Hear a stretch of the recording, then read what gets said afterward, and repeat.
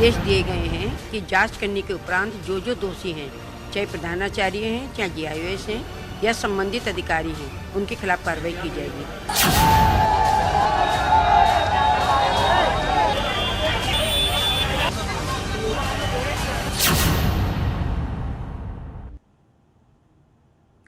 नमस्कार, स्वागत है आपका। मैं हूं आपके साथ Amit Garg Shukla. UP board intermediate के छात्रों की अंग्रेजी की परीक्षा आज रद्द कर दी गई है। 30 मार्च को दूसरी शिफ्ट में होने जा रहा इंटरमीडिएट का इंग्लिश का पेपर लीक होने के चलते 275 एग्जाम सेंटर्स पर परीक्षा निरस्त कर दी गई है। यूपी के 24 जिलों में परीक्षा कैंसिल की गई है। इस मामले की जांच यूपीएसटीएफ को सौंप दी गई है।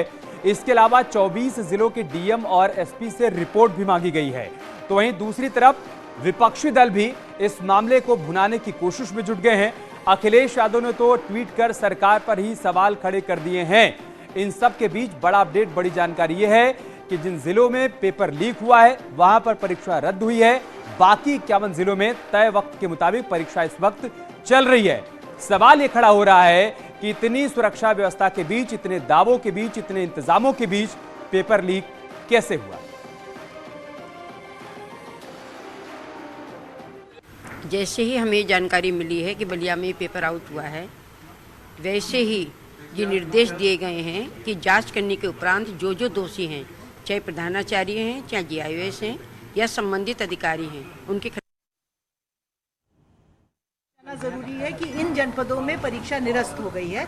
बलिया, एटा, बागपत, बदायूं, सीतापुर, कानपुर देहात, ललितपुर, चित्रकूट, प्रतापगढ़, गोंडा, आजमगढ़, आगरा, वाराणसी, मैनपुरी, मथुरा, अलीगढ़, गाजियाबाद, शामली, शाहजहांपुर, उन्नाव, जालौन, महोबा, अंबेडकर नगर और गोरखपुर, ये आपके 24 जनपद हैं जहां पे परीक्षा निरस्त हुई है, क्योंकि जो पेपर हम लोग को आशंका है बलिया में लीक होने की, उस सीरीज के पेपर इन जनपदों में गए हैं। तो दोषियों पर सख्त कार्रवाई की जाएगी, यह कहना है माध्यमिक शिक्षा मंत्री का। और इन सब के बीच बड़ा अपडेट यह कि 3 बजे प्रेस कॉन्फ्रेंस भी लखनऊ में होने जा रही है, जिसमें तमाम पहलुओं पर साफ तौर पर जवाब दिया जाएगा। पेपर कैसे लीक हुआ, किसकी जवाबदेही, किसकी जिम्मेदारी तय की जा रही है, कैसे पूरे मामले की जांच करवाई जाएगी, क्या कुछ एक्शन लिया जाएगा, तमाम सवालों को लेकर जवाब दिए जाएंगे उस प्रेस कॉन्फ्रेंस में। लेकिन इस सब के बीच आपको बता दें कि एसपी अध्यक्ष अखिलेश यादव ने ट्वीट कर बीजेपी सरकार पर निशाना साधा है।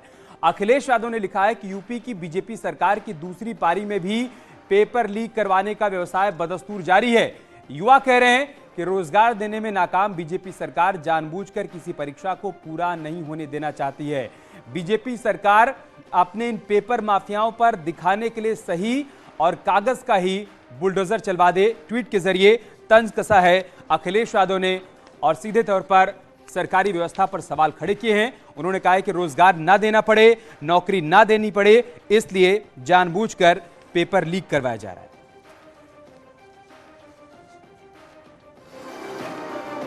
और इस मसले पर चर्चा करने के लिए हमारे साथ खास मेहमान भी जुड़ चुके हैं। एसएन सिंह हमारे साथ जुड़ चुके हैं, प्रवक्ता हैं भारतीय जनता पार्टी के। सत्येंद्र यादव हमारे साथ जुड़ चुके हैं, आप समाजवादी पार्टी नेता हैं। लक्ष्मी नारायण हमारे साथ जुड़ चुके हैं, आप पूर्व डीआईजी हैं। हमारी सहयोगी अनामिका भी हमारे साथ जुड़ चुकी हैं और राम गोपाल भी हमारे साथ जुड़ चुके हैं। एसएन सिंह, मैं शुरुआत आपसे करूंगा। सर, इतने समय से दावा किया जा रहा था कि नकल विहीन परीक्षा होगी, नकल विहीन परीक्षा होगी, सारी तैयारियां हैं, सारे इंतजाम हैं। क्या हुआ आपके सारे इंतजामों का? सर, लीक तो हो गया पेपर। देखिए, नकल विहीन परीक्षा हो, इसके पुख्ता इंतजाम किए गए थे, सुरक्षा के तमाम मानक तैयार किए गए थे, लेकिन फिर भी कहीं न कहीं चूक हुई है। पेपर एक जगह से लीक हुआ है, 24 जगह हम लोग इसलिए रोक दिए हैं कि उसी सीरीज के पेपर बाकी 24 जगह गए थे, लेकिन अभी लीक एक जगह हुआ है। फिर भी देखिए, हम बताएं, भारतीय जनता पार्टी की जो सरकार है वो किस तरह से चाहती है कि परीक्षा पारदर्शी तरीके से हो। पहले तो पेपर नहीं लीक रहता ही था, होता नहीं था। जो जहां पे स्कूल है उसके बगल में जो चौराहे पहले क्या होता था, पहले क्या होता था, इसकी बात आज नहीं होगी। पहले जो होता था तभी तो सत्ता परिवर्तन हुआ ना सर, तभी तो लोगों ने आपके ऊपर भरोसा किया, आपको सत्ता में बिठाया। अब ये पहले का रोना मत रोइए, ये हम नीचे ये भी चला रहे हैं कि कब कब क्या क्या हुआ, कहां कहां पेपर लीक हुए। एक बार फिर से दिखाइए आप, ये आज की घटना है, अंग्रेजी का प्रश्न पत्र लीक हुआ। एक मिनट सुनिए आप एसएन सिंह साहब। नवंबर 2021 में यूपी टेट का पेपर लीक हुआ, अगस्त 2021 में बीएड संयुक्त एंट्रेंस एग्जाम का पेपर लीक हो गया, अगस्त 2021 में पेट परीक्षा का पेपर लीक हो गया। इसके अलावा जुलाई 2018 में लोअर सब ऑर्डिनेट परीक्षा का पेपर भी लीक हो गया। आप क्या इन सारे मसलों के लिए, इन सारी घटनाओं के लिए आप पिछली सरकार को जिम्मेदार ठहराएंगी क्या? एक बार फिर से देखिए आप कब क्या क्या हुआ। 28 नवंबर 2021 व्हाट्सएप पर पेपर लीक हुआ था यूपी टेट परीक्षा का। इस तरीके से सिलसिला बदस्तूर जारी है। 20 लाख अभ्यर्थी पेपर देने के लिए पहुंचे थे और उनको बताया गया कि पेपर लीक हो गया है, पेपर नहीं हो पाएगा।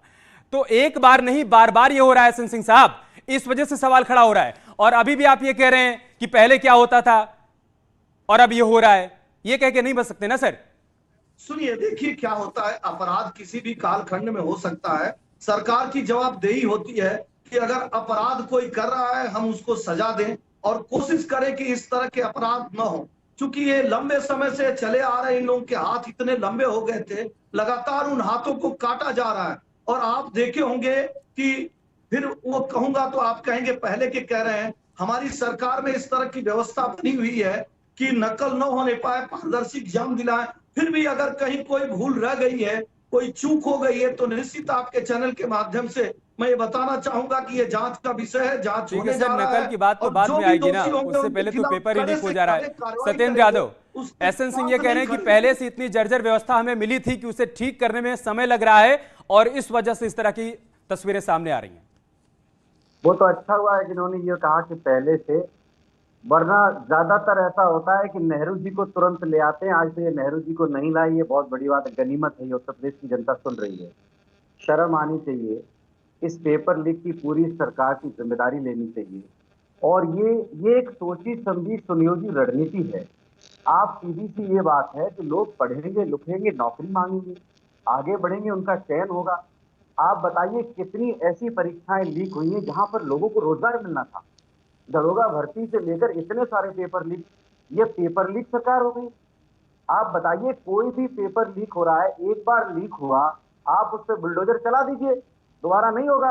अगर आपका बार बार लीक हो रहा है, इसका मतलब है कि आपने बुलडोजर को नहीं भेजा है, क्योंकि आपको मालूम है कि सरकार द्वारा संरक्षण प्राप्त पेपर लीक माफिया है।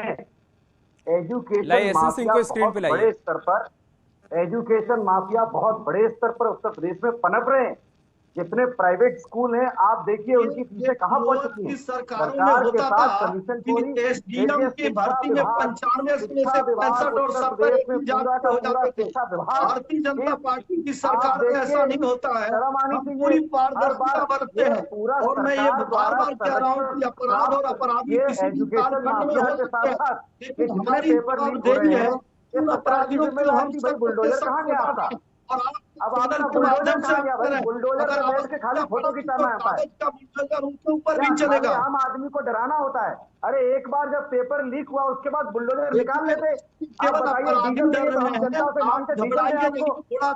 आपका बुलडोजर निकालिए, हम आपको डीजल देने को तैयार है। हम भले ही महंगा डीजल है, अगर डीजल महंगा है उसके बावजूद भी हम जाएंगे, धरना करेंगे। ठीक है, मैं लक्ष्मी नारायण जी को चर्चा में लाता हूँ, आऊंगा आप दोनों के पास आऊंगा। लक्ष्मी नारायण सर, समझाइए थोड़ा सा।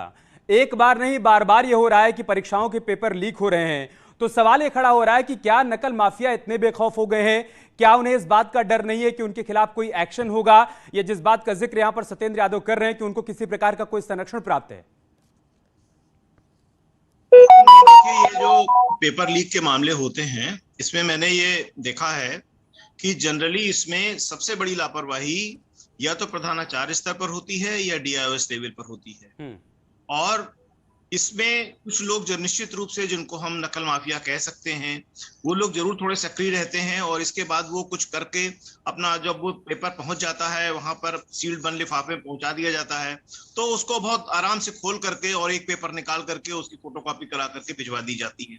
तो इसमें ये देखने की जरूरत होती है कि जो पुराने जो इंस्टीट्यूशंस हैं, जो कॉलेजेस हैं, जो नकल के लिए जाने जाते रहे हैं, उनको कम से कम डिबार किया जाए, मगर होता नहीं है। मेरा ये कहना है कि जिन जगहों पे जरा सा भी शक पैदा हो चुका हो कि यहाँ पर नकल होती थी या पेपर लीक की घटनाएं हो चुकी हैं, उनको अगले एग्जाम के लिए डिबार कर देना चाहिए, पर ऐसा होता नहीं है और वो किया जाना चाहिए। इसी तरह से जो लोग इन सब चीजों से किसी भी प्रकार से जुड़े हों, जिन पे कोई आरोप इस प्रकार का लगा हो, उनको भी इस पूरी प्रक्रिया से अलग कर देना चाहिए। वह भी नहीं होता है।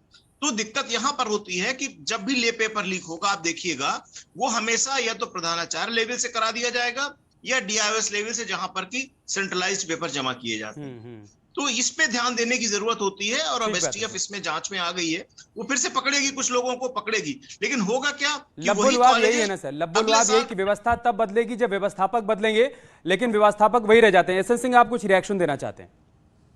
देखिए, मैं एक चीज कहना चाहूंगा, अभी शक की गुंजाइश है कि सरकार को बदनाम करने के लिए कुछ विरोधी पार्टियां जो इस तरह से पहले से ही ट्वीट करने अरे सर, ये सब मत करिए।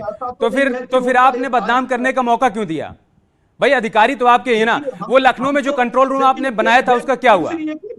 व्यक्ति से ही समाज बनता है, व्यक्ति से ही समाज बनता है, और विचारधाराएं समाज में अभी कई लोगों की ऐसी हैं कि वो जान के इस तरह से काम कर रहे हैं। तो इस नाते इस तरह की बात हो सकती है, जो जल्दबाजी में जो 10 सेकंड का इंतजार नहीं कर सकते हैं, जो सरकार पे भरोसा नहीं कर सकते हैं। एस एन सिंह, कम से कम दो काम मत करिए सर अभी आप। एक तो पूर्व की सरकार पर दोषारोपण मत करिए, और दूसरी बात ये मत कहिए कि सरकार को बदनाम करने के लिए, अगर ये किया भी गया सरकार को बदनाम करने के लिए, तो आपकी सरकार में ये होने दिया गया है। अनामिका, आप बताइए कि लखनऊ में जो कंट्रोल रूम बनाया गया था, वहां पर ये जो बड़े बड़े मॉनिटर लगाए गए हैं, कहा जा रहा है कि कैमरों से निगरानी की जाएगी, क्या कर रहे हैं सारे कंट्रोल रूम? कि अगर परीक्षा से ठीक पहले पेपर लीक हो जा रहा है तो फिर उनका क्या रोल है, उनकी क्या भूमिका है? अमित, मैं उसी कंट्रोल रूम के बाहर खड़ी हूँ जहां पे आज जमावड़ा मीडिया का लगा हुआ है। मीडिया ये जानना चाहती है कि इतनी बड़ी जो लापरवाही हुई अब वो कैसे हुई, और किस तरीके से यहाँ पर जो कंट्रोल रूम बनाया गया जिसको लेके दावे किए जा रहे थे कि पूरे प्रदेश के जो भी सेंटर बनाए गए हैं एग्जामिनेशन को लेके उनकी मॉनिटरिंग यहीं से होती है। और देखिए, आज यहाँ पर मीडिया का जमावड़ा लगा हुआ है सवाल के साथ कि भाई क्या हुआ आपके उस कमांड सेंटर का जिसको लेके बड़े बड़े दावे किए जाते थे। ये देखिए, यही है वो कमांड सेंटर का वो मेन डोर, जिसके जरिए आप अंदर जाएंगे तो आप देख पाएंगे कि पूरे प्रदेश में कैसे मॉनिटरिंग होती है। और देखिए, आज भी अभी भी देखिए, अभी भी देखिए, जो एग्जाम चल रहा है उसको लेके मॉनिटरिंग चल रही है। लेकिन सबसे बड़ी बात ये कि इस वक्त इसी निदेशालय के अंदर माध्यमिक शिक्षा विभाग की मंत्री गुलाब देवी, जिन्होंने कल ही चार्ज लिया है और कल ही उनको नकल माफियाओं की ओर से आज उनको सलामी दी गई है प्रदेश में एक बड़े पेपर लीक के बाद, वो इस वक्त इसी कमरे में मौजूद है। उनके साथ मौजूद है माध्यमिक की प्रमुख सचिव आराधना शुक्ला। दोनों ही बैठ के ये बैठक कर रही हैं और अंदर मंथन इस बात पर किया जा रहा है कि अब ये जो हालात पैदा हुए हैं इसको लेकर स्ट्रेटेजी होगी क्या आगे की। 24 जिले जहां पर पेपर लीक हुए हैं उसको लेकर आगे क्या रणनीति बनाई जाए, किस दिन पेपर करवाया जाए, किसने किसने पेपर लीक किया है, कौन कौन लोग इसमें शामिल है, क्या किसी पुराने गिरोह का भी नाम इसमें सामने आ रहा है, या कहां पे लूप होल हुआ, कहां पर गलती हुई, बलिया में सबसे पहले पेपर किसके हाथ लगा।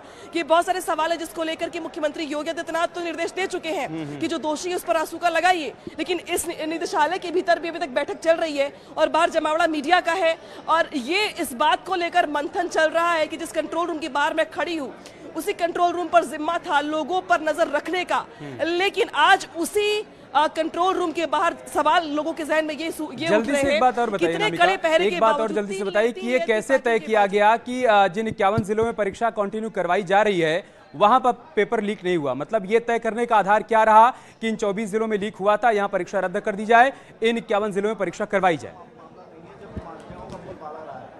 देखिए, इसका जो प्रोसेस होता है वो होता है, इसका ये जो पेपर देख रहे हैं मेरे हाथ में आप, यही पेपर है जो लीक हुआ है आज, और इसके ऊपर ये जो कोडिंग देख रहे हैं आप 316 ईडी, और ये जो कोडिंग होती है ये काफी महत्वपूर्ण होती है। ये कोडिंग अलग अलग सेट्स पे लगाई जाती है, लेकिन जो बलिया में पेपर लीक हुआ तो उसके ऊपर यही कोडिंग थी, तो ये पाया गया कि इस कोडिंग के सेट वाले पेपर लीक हो चुके हैं। और इसी के साथ एक और सेट का पेपर था जिसका ये जो 316 ईडी देख रहे हैं आप, उसमें था 316 ईआई, तो ये जो दोनों कोडिंग के सेट वाले पेपर थे वो लीक हो गए थे, लेकिन जो बाकी 51 जिले हैं वहां पर वो इस कोडिंग के पेपर्स नहीं पहुंचे हैं। इसलिए ये कहा गया कि ये 51 जिले जहां पे दूसरी कोडिंग के पेपर पहुंचे हुए हैं वो थ्रेड से बाहर है, वहां पर परीक्षा हो सकती है। और 51 जिलों में यही देखते हुए ग्रीन सिग्नल दिया गया कि आप वहां पे पेपर करवाइए, वहां पे इस कोडिंग के पेपर नहीं पहुंचे हैं। इस कोडिंग के पेपर जिन जिन जिलों में पहुंचे हुए 24 जिलों में वहां पर पेपर रद्द किया जा चुका है और अगले आदेश के लिए तक के लिए कहा गया है कि बताया जाएगा आपको कि अंग्रेजी का जो पेपर है ये आने वाले दिनों में कब करवाया जाएगा। एक बार रामगोपाल से भी अपडेट लेते हैं। रामगोपाल, आप इस वक्त कहां पर हैं, क्या अपडेट, क्या जानकारी आपके पास? क्योंकि कई जिलों में हम देख रहे हैं कि छात्र विरोध प्रदर्शन भी कर रहे हैं, हंगामा भी कर रहे हैं परीक्षा रद्द होने के बाद।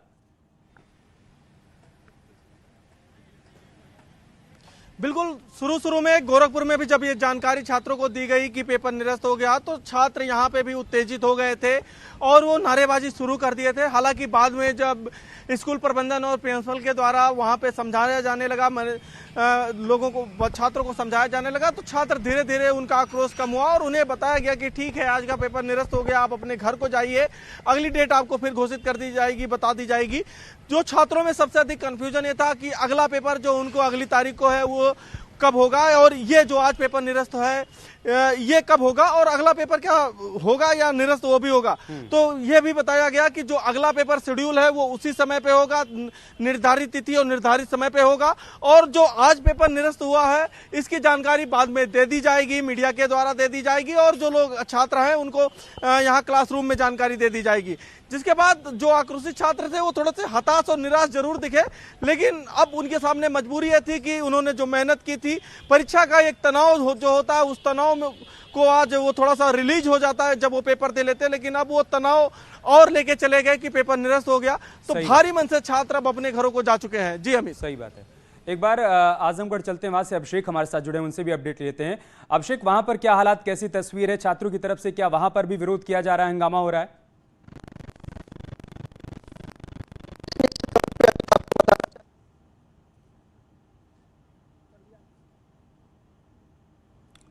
ठीक है, कुछ तकनीकी दिक्कत है, आपकी आवाज नहीं आ पा रही है, आएंगे आपके पास उसको दुरुस्त करवा के। लेकिन 12वीं क्लास का पेपर लीक होने के बाद जो रिएक्शंस सामने आ रहे हैं वो भी हम दर्शकों को दिखा रहे हैं, किस तरीके से विपक्षी दल की तरफ से, विरोधियों की तरफ से सरकार पर निशाना साधा जा रहा है और सरकार की तरफ से आगे क्या एक्शन लिया जाएगा उसको लेकर भी बातें सामने आ रही हैं, वो भी देखिए। जिस सरकार में डिग्री के सवालों पे 4 मीनार खड़ी हो, वहां छात्रों का दर्द कौन समझेगा। उत्तर प्रदेश की भारतीय जनता पार्टी सरकार शिक्षा माफियाओं के सामने नतमस्तक है। भाजपा के अक्षम नेतृत्व की वजह से आज नौजवानों का भविष्य खतरे में है। 24 से ज्यादा जनपदों में आज यूपी बोर्ड की परीक्षाएं पेपर लीक हो गए। पिछली भारतीय जनता पार्टी की सरकार में 17 से ज्यादा नौकरियों के पेपर लीक हो गए। प्रदेश का नौजवान पूछ रहा है मुख्यमंत्री जी कि आपकी अक्षमता को कब तक आखिर नौजवानों पर जुल्म और अत्याचार होगा। इस घटना की जांच होनी चाहिए, सत्ता पक्ष से जुड़े जो भी लोग हैं उन पर कार्रवाई होनी चाहिए। नई सरकार को जनता ने जनादेश दिया, लेकिन सरकार पुनः अपनी अक्षमताएं दिखाना शुरू कर चुकी। एसएन सिंह साहब, 24 जिलों में परीक्षा आपने रद्द कर दी, दोबारा से परीक्षा करवाई जाएगी, लेकिन सर इतना तो आप भी समझते होंगे ना कि छात्रों की क्या मनोस्थिति होती होगी, उनके ऊपर क्या गुजरता होगा। जिन छात्रों ने पूरी ईमानदारी के साथ तैयारी की है, जो ये सोचकर परीक्षा देने गए थे कि आज ये पेपर हो जाएगा, इसके बाद अगले पेपर की तैयारी करेंगे, आप सोचिए उनके ऊपर क्या गुजर रही होगी। बहुत ही दुख की बात है और मैं आपके चैनल के माध्यम से दुख भी प्रकट कर रहा हूँ। लेकिन मैं एक चीज कहूंगा कि देखिए, हमने पूरी कोशिश की थी, हमने कई ऐसे मानक बनाए थे कि पारदर्शी तरीके से एग्जाम हो, फिर भी जो अपराधी वो अपराध करने में कामयाब रहे। लेकिन मैं भरोसा दिलाता हूं कि जो भी इस घटना को अंजाम दिया है वो बख्शा नहीं जाएगा और थोड़ा सा वक्त लगेगा, परीक्षार्थियों को परीक्षा बड़े समय से करा दिया जाएगा। लेकिन आज जो कुछ भी तकलीफ हुआ है, आपके चैनल के माध्यम से मैं स्वतः माफी मांगना चाहता हूँ। सर, बात माफी वाली नहीं है ना, बात यह कि आप सोचिए कि छात्र परेशान हैं, उन्हें समझ में नहीं आ रहा है कि वो जो तैयारी करके गए थे उसका खामियाजा उनको भुगतना पड़ रहा है, उनकी तरफ से कोई गलती भी नहीं की गई। कुछ लोगों ने पेपर लीक करवाया और भुगतना पड़ रहा है सारे के सारे छात्रों को। और बार बार जो दावा सरकार की तरफ से किया जाता है, पूरे सिस्टम की तरफ से किया जाता है, उन दावों की भी हवा निकल रही है ना। आप विपक्ष को अपने आप मौका दे रहे हैं कि विपक्ष आपके ऊपर निशाना साधे, और यही बात समाजवादी पार्टी की तरफ से कही जा रही है कि आप लोगों को नौकरी नहीं दे सकते, आप लोगों को रोजगार नहीं दे सकते, तो बेहतर है कि पेपर ही लीक करवा दिया जाए, लोग पास ही ना होने पाए। देखिए, विरोधी तो विरोध करेंगे, लेकिन अगर मैं पुराना कहूंगा तो फिर आप वही कहेंगे। हमारी जवाबदेही, हमारी जिम्मेदारी है कि हम ईमानदार तरीके से परीक्षा कराएं। आज हमसे कहीं ना कहीं भूल हुई है, इन कारणों की जांच हो जाने दीजिए, पूरा रिजल्ट आ जाने दीजिए, इसके पीछे कौन कौन लोग हैं वो सब कुछ स्पष्ट हो जाने दीजिए। जी सत्येंद्र यादव कुछ कह रहे हैं। स्पष्ट हो जाने दीजिए। निश्चित तौर पे आप देखेंगे कि जो गुनाहगार होगा वो बख्शा नहीं जाएगा, क्योंकि भारतीय जनता पार्टी की जो उत्तर प्रदेश में सरकार है वो माफियाओं के साथ नहीं खड़ी होती है। ठीक है, जो भी सत्येंद्र यादव, आज मौका है सरकार पर निशाना साधिए, सवाल भी करिए, स्वाभाविक सी बात है। लेकिन एक बात ये भी तो साफ है ना सर कि बीमारी आज की नहीं है, बहुत पीछे से चली आ रही है। ऐसा नहीं कि सिर्फ आप ही सत्ता में थे, उससे पहले बीएसपी की सरकार थी, उससे पहले बीजेपी भी सरकार में रह चुकी है। नकल का जो खेल है ये बहुत पहले से चला आ रहा है। कम से कम इस एक बात से इनकार तो नहीं किया जा सकता है। आज सवाल करिए, स्वाभाविक है। लेकिन नकल ये बात आप न कहें और आज नकल अपराध है, इस चीज को समझना होगा। पहले की सरकारों में नकल को अधिकार समझकर लोग करते थे, पेपर लेकर चौराहों पे चले जाते थे, अपने घर चले जाते थे। लेकिन एक अपराध है, आज नकल अपराध है, तभी हम बैठ नहीं सिंह साहब सुनिए तो, सत्येंद्र यादव जवाब दे रहे हो, सुनिए। सत्येंद्र यादव आप ये कह रहे हैं ना कि ये सवाल हम ना उठाएं कि पहले क्या हुआ करता था, लेकिन पहले क्या हुआ करता था उसको एकदम से झुठलाया भी तो नहीं जा सकता ना। इस भाषा शैली में नहीं, मेरी बात सुने आप। नहीं, आप भाषा शैली नहीं तय करेंगे, आप नहीं तय करेंगे। हम ये कह रहे हैं कि पहले का सब कुछ झुठलाया नहीं जा सकता है ना, हम ये कह रहे हैं। देखिए, अरे तो ये तो आपने उन्हीं की बात का समर्थन कर दिया कि नेहरू जी जिम्मेदार है। हमने तो पढ़ाई नहीं किया ना, हमने पढ़ाई नहीं की, हमने व्यवस्था नहीं देखी, आप यही कह रहे हैं सत्येंद्र यादव ना। देखिए बनारस तक ठेका ले लिया जाता था। पहले तो सीरीज के 100 लोगों का लिस्ट में नाम आता था कि पहला नंबर आप ही का आएगा, 2 महीने पहले पता चल जाता था।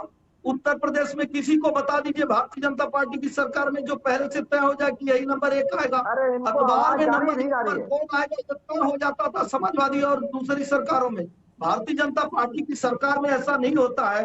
मैं मान रहा हूं पहले हमें एक छोटा सा ब्रेक लेना होगा, हमें एक छोटा सा ब्रेक लेना होगा। ब्रेक के बाद आएंगे तो आएंगे सत्येंद्र यादव आपके पास, जो सवाल आपकी तरफ से उठाए जा रहे हैं उसका जवाब एस एन सिंह से लेंगे। लेकिन इस बात से भी कोई इनकार नहीं कर सकता है कि व्यवस्था बहुत पहले से इसी तरीके से जर्जर रही है, उसे दुरुस्त करने का प्रयास किया जा रहा है। लूप होल्स अभी भी उसमें है और उसी की वानगी हमें आज देखने को मिली। एक छोटा सा ब्रेक लेंगे, बहुत जल्द होगी वापसी।